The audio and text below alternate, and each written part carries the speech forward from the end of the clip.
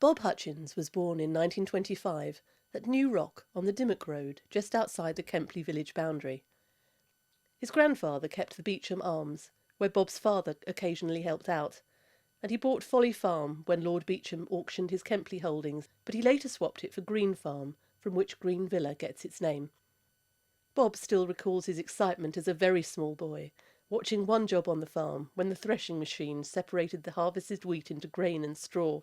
My earliest memory was when my grandfather had the farm and we had the thrashing, and it was driven with a steam engine, and the three governors swinging around fascinated me, and to me it was a wonderful thing. When Bob was about 3 years old, his father took over the farm, taking half shares with his sister, and soon it was time for Bob, like all the other children in the village, to go to school. This meant a journey to Dimmock, as Kempley's village school had closed in 1918. His early fascination for steam-powered machinery hadn't waned. When I was at Dimmock School, I think it was a firm called Llewellyn's from Ross. They had steam engines, and they used to come through the village, and we used to run down to the school railings to see these wonderful machines coming by, Kempley children were taken to school in a pony and trap until 1930, when an enterprising villager called Albert Banks bought a bus. Bob was a good pupil and won a scholarship to Newent Grammar School in 1936. When I went to the grammar school, being as there was no bus service or train service, they supplied me with a bike. And it was not an easy ride from here to Newent.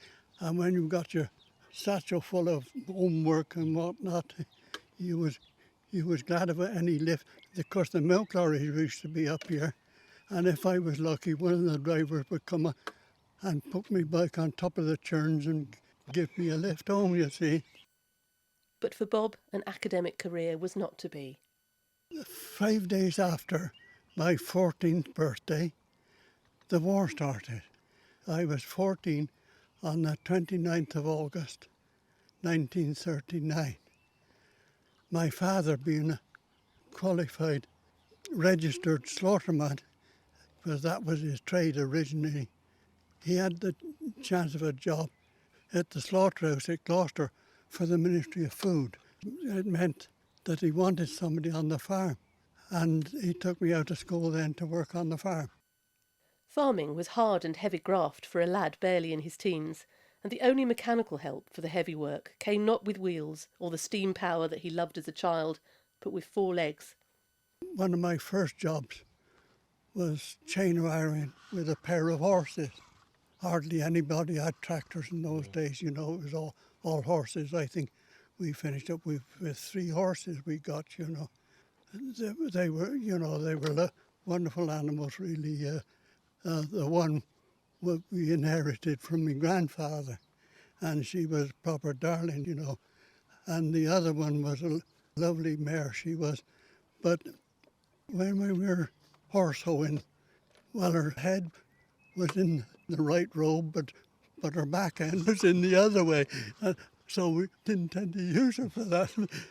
Later on, the family got a second-hand Fordson tractor with flanged wheels. It couldn't be used on the road until Bob's father made wooden sections to fit between the flanges. Tyres were a luxury, but fate stepped in to lend a hand. Father went to market at Gloucester, and there was a draw for rubber wheels for the back wheels of a tractor. And he was lucky enough to have his name drawn out for that. One job that Bob enjoyed was to take fruit from the farm by horse and cart to Weston Cider, just over the Herefordshire border in Muchmarcle.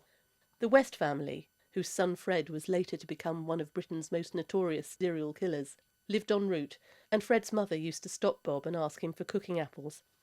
With so many orchards, cider in Kempley was cheap and plentiful, thanks to Harry George, who brewed his own.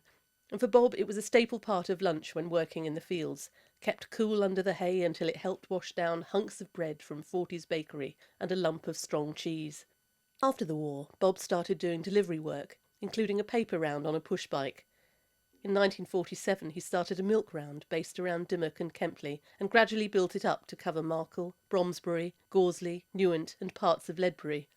By 1986, after 39 years, he sold the business. 25 years later, Wincross Dairies was still thriving, with Bob, who'd started it all, as one of its customers.